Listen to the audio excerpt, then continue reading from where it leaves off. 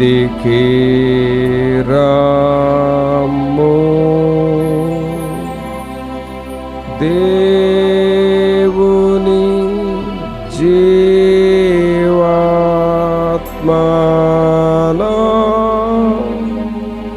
మీదికి రమ్ము. వీరాచు వంచు మాలాచు నింపు, దేవుని జీవాత్మనా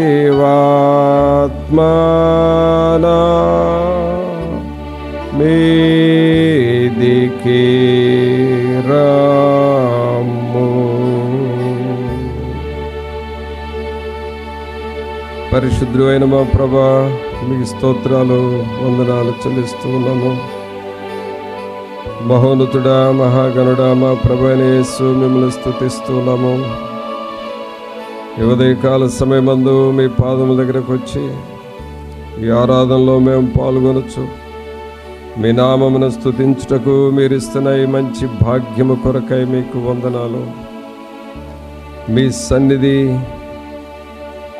నాతో రాని ఎడల నన్ను కొనిపోకుము అని మోషే గారు ప్రార్థన చేసినాడు. మీ సన్నిధిని మోషేకు తోడుగా ఉంచినారు. మీకు స్తోత్రాలు ప్రభువా. మీ చెయ్యి యజ్రాకు తోడుగా ఉండి నడిపించినది, మీకు వందనాలు చెల్లిస్తూ ఉన్నాము. యెహోషువకు నేను నీకు తోడుగా ఉంటాను అని చెప్పి అలాగూ నడిపించారు. మీకు వందనాలు చెల్లిస్తూ ఉన్నాము. ప్రభా, మీ సన్నిధిలోనికి వస్తూ ఉన్నాము. మీ మాట మాకు కావాలి, మీ తోడు మాకు కావాలి. మా బ్రతుకు మీకు మహిమార్థముగా మారాలి ప్రభా. అలాగు మమ్ములను బలపరచండి, లేవనెత్తండి. మీ సన్నిధి మాతో ఉంచండి ప్రభా. మీతో కలిసి దినదినము అనుక్షణము మీతో ప్రయాణము చేయువారముగా చేయండి ప్రభా. దేశములో మీరు వర్షము పంపిస్తున్నారు అనంటే మీరు సెలవిచ్చినప్పుడే ఈ వర్షము బయలుదేరి వచ్చినది కదా. కావున మీ మాట ద్వారానే సమస్తము జరుగుతూ ఉన్నది ప్రభా. మీ మాటలు మా మీద వర్షం వలె పడనివ్వండి. మా హృదయాల్ని బలపరచండి. మీ వాక్యము దగ్గరకు వస్తూ ఉన్నాం. మీ సన్నిధి మాతో ఉంచి నడిపించమని నజరేయుడైన యేసు నామమున అడిగి వేడుకొనుచున్నాము తండ్రి, ఆమేన్. ప్రభునందు ప్రియులారా, దేవుని వాక్యములో నుండి కీర్తనల గ్రంథము 102వ కీర్తన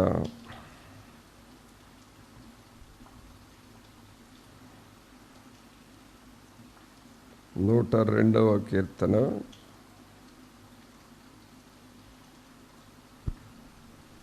10వ వచనం నుండి చదువుకుందాం. 102వ కీర్తన 10వ వచనం. నా పానీయముతో కన్నీళ్లు కలుపుకొనుచున్నాను, నీవు నన్ను పైకెత్తి పారవేసి ఉన్నావు. నా దినములు సాగిపోయిన నీడను పోలి ఉన్నవి, గడ్డివలే నేను వాడి ఉన్నాను. యెహోవా, నీవు నిత్యము సింహాసనాసీనుడవు, నీ నామస్మరణ తరతరములుండును. నీవు లేచి సియోనును కరుణించెదవు. దాని మీద దయచూపుటకు కాలము వచ్చెను, నిర్ణయ కాలమే వచ్చెను. ప్రభునందులారా, ఇక్కడ మనం చదివిన ఈ వాక్యములో దావీదు గారు చేసిన ప్రార్థన మనం చదువుతున్నాం. దావీదు గారు దేవుని సన్నిధిలో చేసిన ప్రార్థన. ఈ 102వ కీర్తన అంతా కూడా దేవుని సన్నిధిలో బహుగా ప్రార్థన చేశాడు. అయితే ఆయన ప్రార్థన చేస్తూ ఉన్నప్పుడు ఇక్కడ మనం చదివిన వచనాల్లో 3 పాయింట్స్ చేస్తున్నాడు. ఏమిటి అనంటే, ఒకటి ఆయన పరిస్థితి ఎలా ఉందో చెబుతూ ఉన్నాడు. రెండవది దేవుడు ఎంత గొప్పవాడో చెబుతూ ఉన్నాడు. మూడవది దేవుడు తనకు ఏం చేయబోతున్నాడో చెబుతూ ఉన్నాడు. యాక్చువల్గా ఈ 102వ కీర్తన రాస్తూ ఉన్నప్పుడు దావీదు గారు చాలా దుఃఖములో, ప్రాణము సొమ్మసిల్లిన స్థితిలో ఉన్నాడు. అందుకని 102వ కీర్తన ఆ హెడ్డింగ్ పైన ఏముంటుందంటే, దుఃఖము చేత ప్రాణము పొక్కినవాడు యెహోవా సన్నిధిని పెట్టిన మొర్ర. అంటే పొక్కినది, పొక్కుట అంటే మనకు బాగా తెలుసు. సహజంగా ఈ వర్షం పడుతూ ఉన్నప్పుడు అప్పటి వరకు ఉన్న నేల నీరు పీల్చుకొని ఉబ్బుతుంది, చిట్లుతుంది. అలాగే కొన్ని మట్టి గోడలు నీళ్లతో నాని పొక్కుతుంది. పొక్కుట అంటే అది ఉబ్బి అది క్రాకులు వస్తూ ఉంటాయి. అప్పుడప్పుడు కొంచెం అనారోగ్య పరిస్థితులు వచ్చినప్పుడు నాలుక మీద కూడా కొన్ని పొక్కులు వస్తాయి. నోరు పొక్కింది అని అంటాం. అంటే పొక్కుట అంటే ఏదో ఒక బాధ కలిగింది. అలాగే దావీదు గారు కూడా చాలా పొక్కిన స్థితిలో, అంటే బాధలో ఉన్న పరిస్థితుల్లో దేవునికి ప్రార్థన చేస్తున్నాడు. మనం చదివిన 10, 11, 12 వచనాల్లో మనం చూస్తే, ఈ 10, 11 వచనాలేమో దావీదు పరిస్థితి ఎలా ఉందో ఆ కండిషన్ చెబుతూ ఉన్నాడు. ఏ కండిషన్లో ఉన్నాడంట? నా దినములు సాగిపోయిన నీడను పోలి ఉన్నవి, గడ్డివలే నేను వాడి ఉన్నాను. యెహోవా నీవు నిత్యము చాలు 10, 11 ఆయన కండిషన్ 10, 11 నా పానీయముతో కన్నీళ్లు కలుపుకొనుచున్నాను, నీవు నన్ను పైకెత్తి పారవేసి ఉన్నావు. నా దినములు సాగిపోయిన నీడను పోలి ఉన్నవి, గడ్డివలే నేను వాడి ఉన్నాను. ఈ 10వ వచనం 11వ వచనం దావీదు గారి యొక్క కండిషన్ చెబుతూ ఉన్నాడు. ఇక 12వ వచనంకి వచ్చేసరికి దేవుని కండిషన్ చెబుతున్నాడు. ఏమంటున్నాడంటే, యెహోవా నీవు నిత్యము సింహాసనాసీనుడవు, నీ నామస్మరణ తరతరములుండును.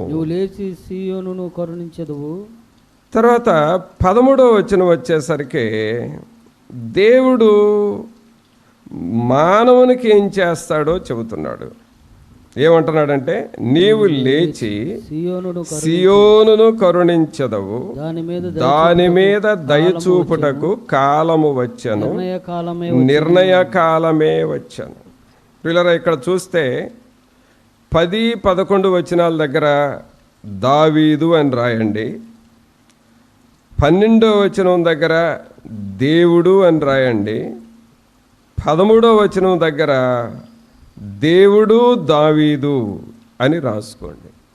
అంటే ఇక్కడ లింక్, ఒకటేమో దావీదు కండిషను, 2 దేవుని కండిషన్, 3 దేవుడు దావీదుకి ఏం చేయబోతున్నాడో ఆ కండిషన్ కూడా చెబుతూ ఉన్నాడు. ఇక్కడ దావీదు గారు చెబుతున్న పరిస్థితులు ఏమిటి అనంటే, నా పరిస్థితి అయితే ఎలాగుంది, కానీ నీవు నిత్యము సింహాసనాసీనుడవు, నీ నామస్మరణ తరతరములుండును. ప్రభునందు పిల్లరా, మనకు పాడే పాటల్లో ఒక పాట ఏమిటంటే, నా స్థితి చూసిన ప్రేమ, నా పరిస్థితులను మార్చిన ప్రేమ అని మనం చదువుతాం. ఇక్కడ మనం ఏ పరిస్థితుల్లో ఉన్నా సరే దేవుని కండిషన్ ఏమిటంటే, ఆయన నిత్యము సింహాసనాసీనుడు, నీ నామస్మరణ తరతరములుండును. అనగా ఆయన సింహాసనాసీనుడు, మనలను ఆదరించువాడై ఉన్నాడు. అందుకని ఇప్పుడు 13వ వచనంకి వచ్చేసరికి దావీదు గారు ఏమంటున్నాడంటే, నీవు లేచి సియోనును కరుణించదవు. ప్రభా, నీవు సింహాసనాసీనుడివే, కానీ నీవు సియోనును కరుణించే రోజులు వచ్చినాయి. సియోనును కరుణించే రోజులు వచ్చినాయి. తర్వాత ఏమంటున్నాడంటే, దాని మీద దయచూపుటకు కాలము వచ్చెను, నిర్ణయ కాలమే వచ్చెను. ప్రభునందు పిల్లరా, భక్తులైన వారి యొక్క అనుభవాలు మనం చూస్తే, వారు అనేక సమయాలలో కృంగిన పరిస్థితుల్లో ఉన్నారు. కానీ ఏ కృంగిన వ్యక్తిని కూడా దేవుడు ఎన్నడూ వదిలిపెట్టలేదు. అసలు దేవుని చరిత్రలోనే, దేవుని వాక్యములోనే ఆయనను నమ్మిన వారిని వదిలిపెట్టడం అనేది ఎక్కడా మనం బైబిల్లో చూడం. ఎందుకంటే ప్రభు ఆయన గొప్పతనం దేనికోసమంటే మనకు సహాయము చేయటానికి. ఆయన మంచితనము దేనికోసమంటే మనకు సహాయం చేయటానికి. ఆయన స్వస్థపరిచే శక్తి ఎందుకు అనంటే మనలను స్వస్థపరచటానికి. ఆయన ఆదరణకర్త ఎవరి కోసమంటే మనలాంటి వారిని ఆదరించటానికి. అనగా దేవునిలో ఉన్నది అంతా కూడా మన మీద వాడి మనకు సహాయము చేయటానికి దేవుని యొక్క ఆత్మ ఎల్లప్పుడూ ఒక కాలాన్ని నిర్ణయిస్తాడు. అందుకనే దావీదు గారు ఈ విషయాన్ని గ్రహించి 13వ వచనంలో ఏమంటున్నాడంటే, నీవు లేచి సియోనును కరుణించదవు, దాని మీద దయచూపుటకు కాలము వచ్చెను. ప్రియరా గమనించండి, మొదటి వరకు ఎండాకాలం, మంచి ఎండలు. దాదాపు కొన్ని ప్రాంతాల్లో అయితే ఈ మొక్కలకు నీళ్లు లేక ఎండిపోయే పరిస్థితులు ఉంటాయి. కానీ వర్షాకాలంలో నీళ్లు పంపించి ఆ చెట్లను దేవుడు బ్రతికిస్తున్నాడు. అలాగే బైబిల్ గ్రంథంలో మనం చూస్తే కొన్ని దేశాలలో, ఐగుప్తు దేశంలో, షోమ్రోను దేశంలో కరువులు వచ్చినాయి. కరువులు వచ్చినప్పుడు ప్రజలు ఆకలికి ఇబ్బంది పడ్డారు. అయితే కరువు ఎల్లకాలం లేదు, కొంతకాలం కరువు ఉంది. ఆ తర్వాత దేవుడు సమృద్ధిని పంపించాడు. కాబట్టి ఎండ వేసినప్పుడు వర్షాన్ని దేవుడు తర్వాత పంపిస్తున్నాడు. కరువు వచ్చినప్పుడు సమృద్ధిని దేవుడు తర్వాత పంపిస్తున్నాడు. దుఃఖము వేసినప్పుడు సంతోషాన్ని కూడా దేవుడు తర్వాత పంపిస్తూ ఉన్నాడు. అది దేవుని యొక్క ఆర్డర్, ఆయన క్రమము అది. ఇప్పుడు దావీదు గారు 102వ కీర్తనలోనేమో, ప్రభువా నా దినములు సాగిపోయిన నీడను పోలి ఉన్నవి, గడ్డి వలె నేను వాడి ఉన్నాను అని 102వ కీర్తనలో రాస్తా ఉన్నాడు. కానీ ఈ కీర్తన అయిన వెంటనే 103వ కీర్తనలో దావీదు గారు ప్రార్థన మార్చాడు. ఏమని ప్రార్థన చేస్తున్నాడు 103వ కీర్తనలో? నా ప్రాణమా యెహోవాను సన్నుతించుము, నా అంతరంగమునున్న సమస్తమా ఆయన పరిశుద్ధ నామమును సన్నిధించుము, నా ప్రాణమా యెహోవాను సన్నిధించుము, ఆయన చేసిన ఉపకారములలో దేనిని మరువకము. ప్రభునంతులారా, ఇక్కడ మనం గమనిస్తే 102వ కీర్తన 10వ వచనము 11వ వచనంలో ఇది ప్రార్థనే అంటాం. 102వ కీర్తన 10వ వచనము 11వ వచనం, ఈ 2 వచనాలు కూడా ప్రార్థనే. అలాగే 103వ కీర్తన 1, 2 వచనాలు కూడా ప్రార్థనే. ఈ 2 ప్రార్థనలు ఎవరు చేశారంటే ఒక వ్యక్తే. ఎవరైనా? దావీదు గారు చేశాడు. ఈ 10, 11 వచనాల్లో చేసిన ప్రార్థన దావీదే. ఈ 103వ కీర్తన 1, 2 వచనాల్లో చేసిన ప్రార్థన కూడా దావీదే. కానీ ఈ 2 ప్రార్థనలు చూస్తే క్వైట్ ఆపోజిట్, పూర్తిగా తేడా ఉన్నది.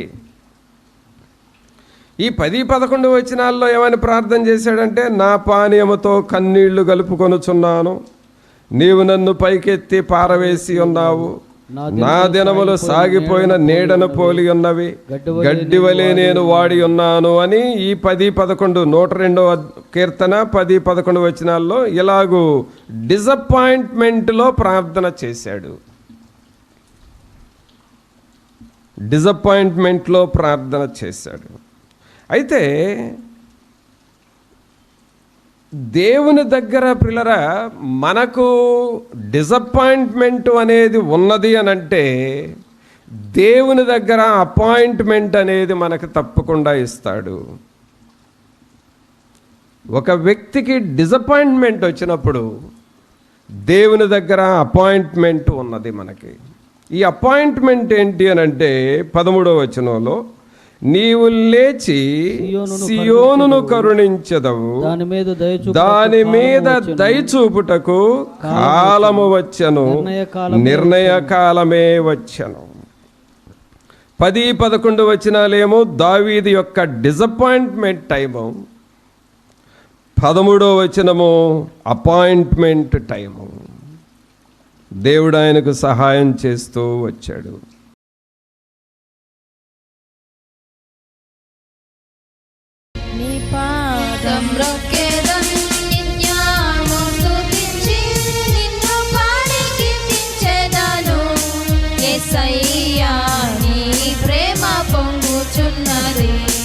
యేసయ్యా